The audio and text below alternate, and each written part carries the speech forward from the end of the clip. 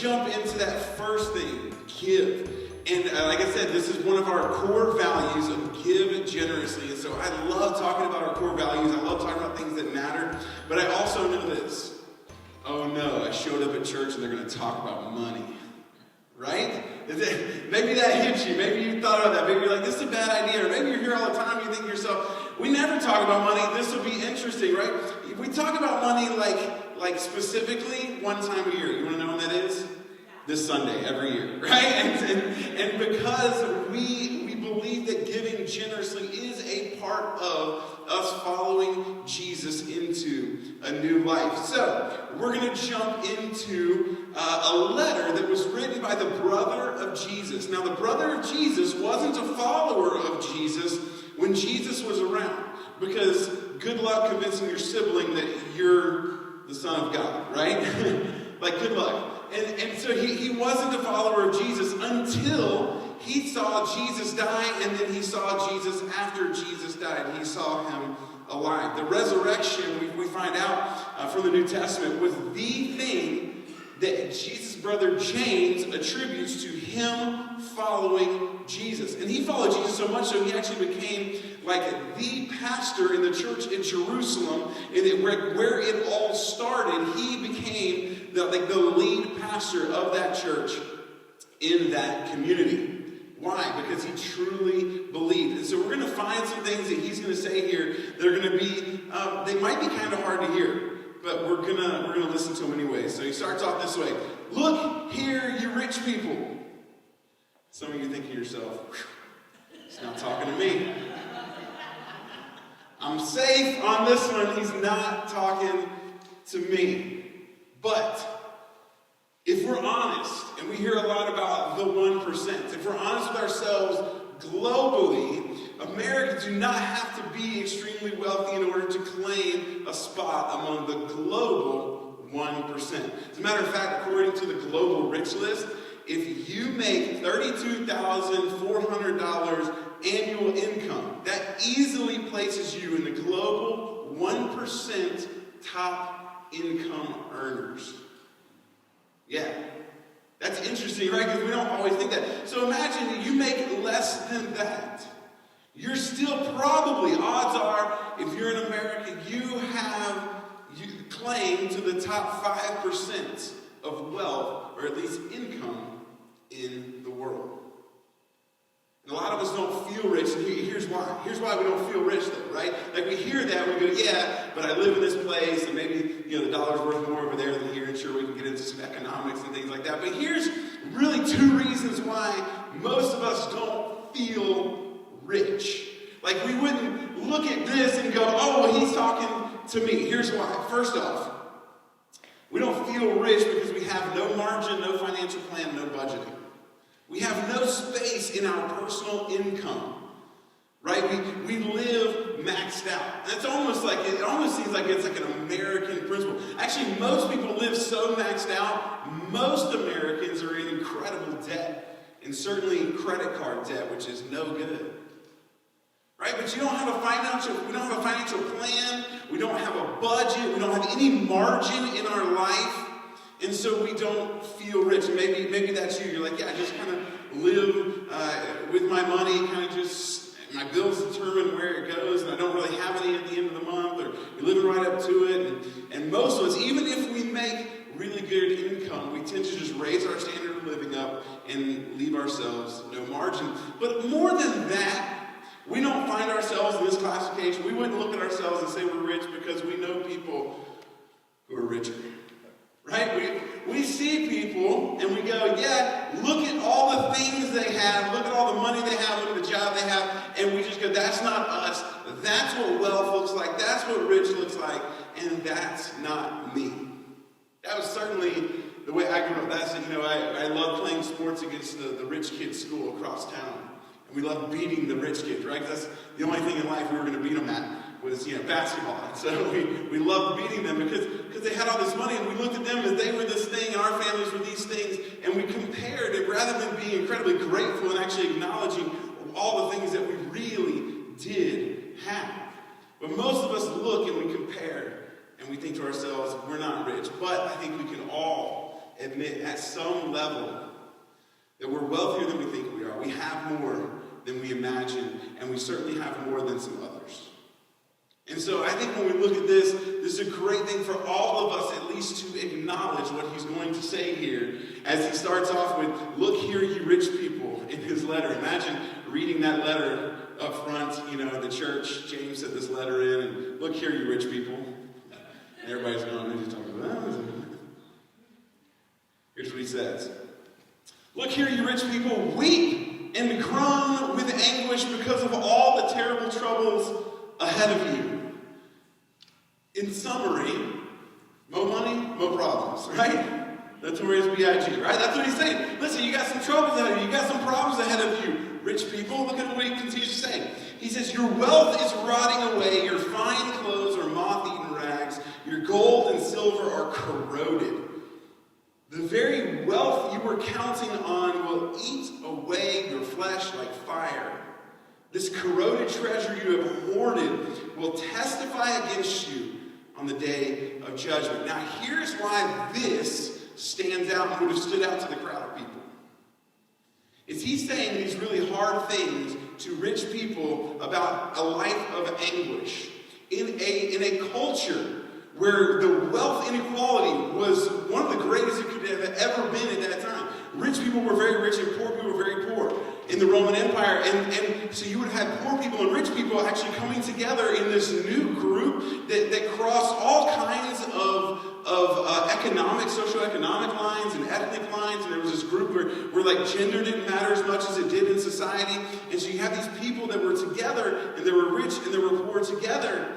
And he's saying these rich people are like, this is bad. And the reason why this would have stood out to everyone in the room is in that ancient culture, and in many ancient cultures, they believed this: the rich were favored by God. That's why they were rich. They were the good people.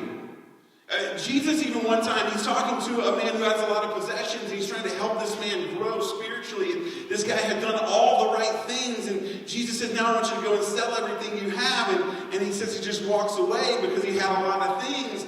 And Jesus said it's very difficult, almost impossible for a rich person to enter the kingdom of heaven, this spiritual realm, this place that was this upside down kingdom that's not like the systems of the world. He said it's very difficult, it's almost impossible. And the disciples looked at him and went, "Well, then who? If not the rich, then who?" Why? Because they had this idea that rich people were special and favored by God. The sick, no. The poor, certainly not.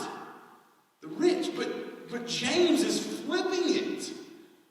He's coming at the rich people and saying that they are the ones who are really going to suffer, and that these things that they are hoarding are corroding and rotting away, and this was completely countercultural. This is not about money, it's about trust.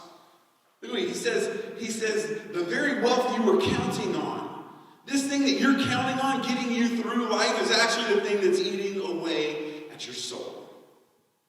And these were big words. This was a totally different way of thinking. And so here's our idea worth discussing today. Here's what I want to talk to you about, and here's what I want us to talk about at the tables. Start giving while you're living. What you're holding is molding.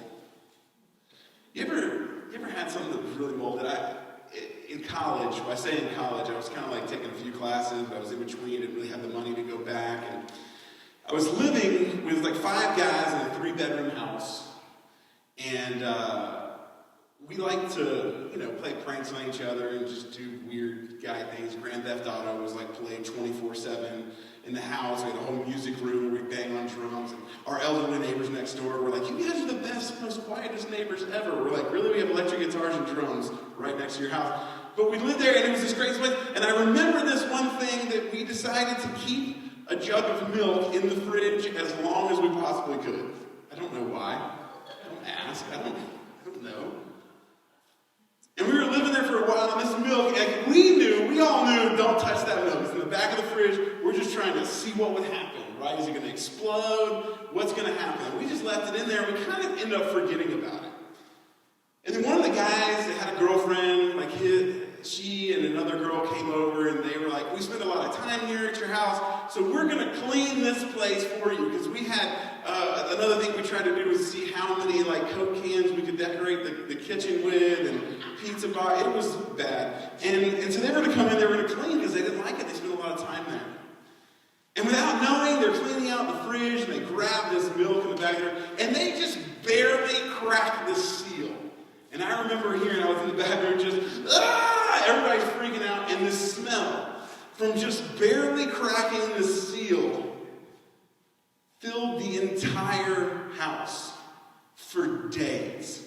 It was awful. Like when he's talking about this idea of corroding and rotting, have you ever smelled something that really was rotten? It's unbearable. It's unusable. And this is how he's referring to their money.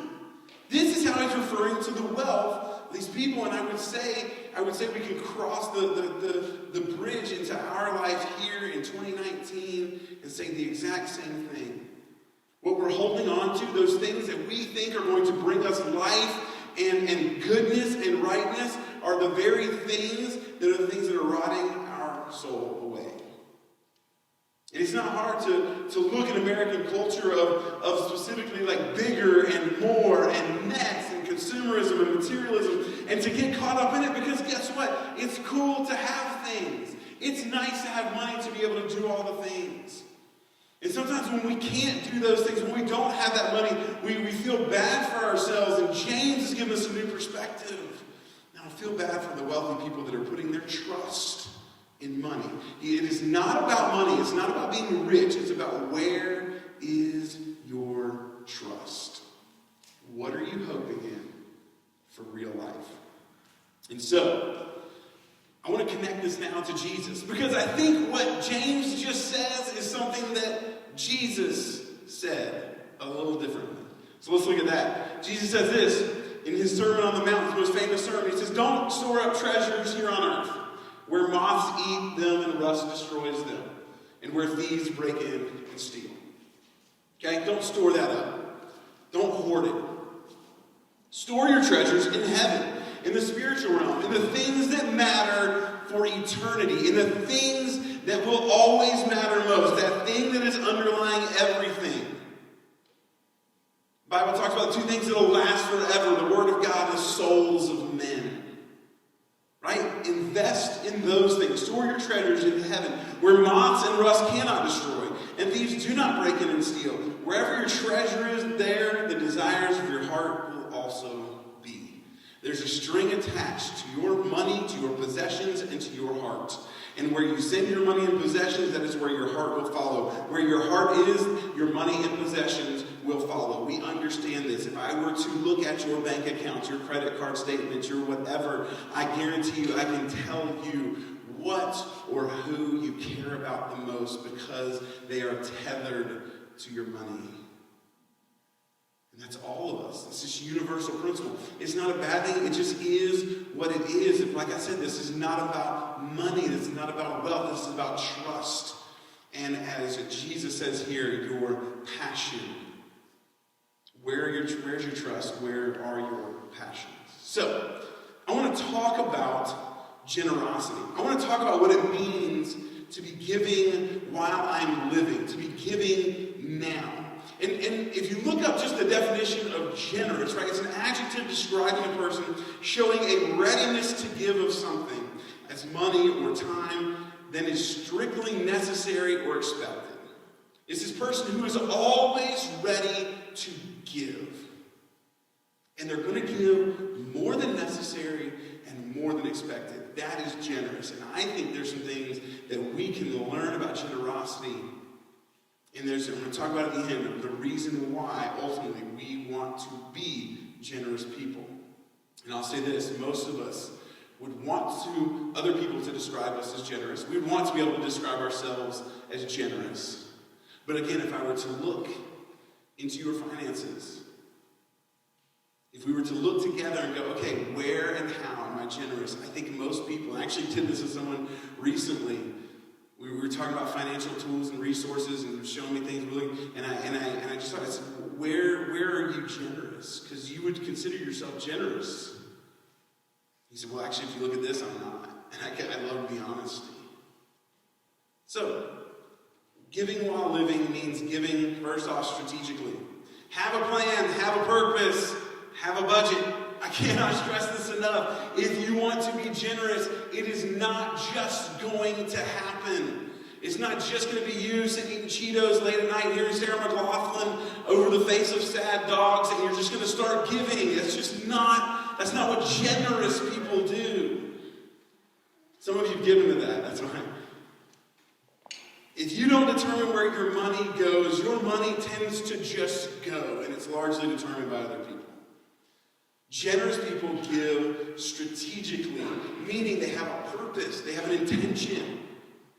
One of the things when we first moved downtown, I was really glad I had some friends that just said, hey, let's talk about the nature of downtown, the nature of working with the poor or homeless in downtown, because they're going to be all around your tree. So let's talk about this. And I said, okay. And he really let me in on some things. He talked about buying power and using money intentionally, collectively, with things in the area that can do more because we do more together. And he talked about strategy. And the same thing is true not just of organizational finances, but of our personal finances. Do you have a system with which you are strategically generous with your money? A lot of people do this too. If they have a budget, right? They don't necessarily have a purpose or a plan. Here's the budget, here's where all the money goes, and then maybe at the end of this month, if there's some left, I'll give over here, I'll do this and do that. I want to encourage you on this, and this may be a major step of faith, and that's okay. That's kind of what I'm here to talk about for you, and I want you to do this. I want you to go home today. I want you to look at your budget. I want you to find a budgeting tool online that has a free version, maybe for an app for your phone, like EveryDollar. And I want you to start putting things in. I want you to do this. I want you to decide what you're going to give first, and then never move it. Imagine that's generosity.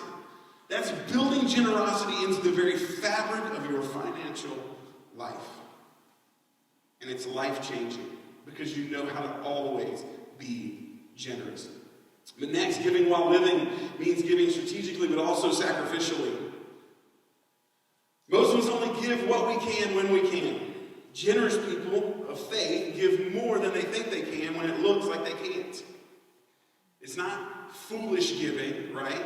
It's not, I give so much that my kids can't eat. That's not what that means, right? No, it's about being faithful. And faith means I'm going to give in a risky fashion. I'm going to give where maybe it even hurts a little. And I'll say this too. Sometimes we're the ones who are giving like that, and sometimes we're the ones who need to be given to. And that's okay too, okay? But if you have a budget, you have a strategy, and you have a plan, I would encourage you within that plan to be sacrificial. I can tell you, it is a regular thing that I look at where I'm giving and what I'm giving, and I go, yeah, but this month I could really use this. I could really maybe need to do this. But we leave it there, and we continue to sacrifice even when we don't know how it's going to work out. Why? Because that's faith, and it embraces uncertainty, and it trusts that God has more than we do. And that God's going to take care of it. And again, it's about our heart and our trust. So giving while living means giving strategically, sacrificially, and steadily. A big part of generosity in our definition was this readiness to give. This idea that you are just constantly ready. You have it in your budget. You've created margin. You've set a plan where you're already being generous, and then you are always ready to give. And this becomes a lifestyle. Steadily giving and being generous just becomes a lifestyle where you always are ready to give. And again, I don't say any of this to toot my own horn. I've been doing these kinds of things for a long time. Most of my life, I kind of geared my money towards this way. I have a few simple principles. But I remember at one point we had some money in the bank. We had about $700 in savings. And very dear friends of us called and they said, listen, this is hard to say. But we just haven't paid our power bill in a couple months.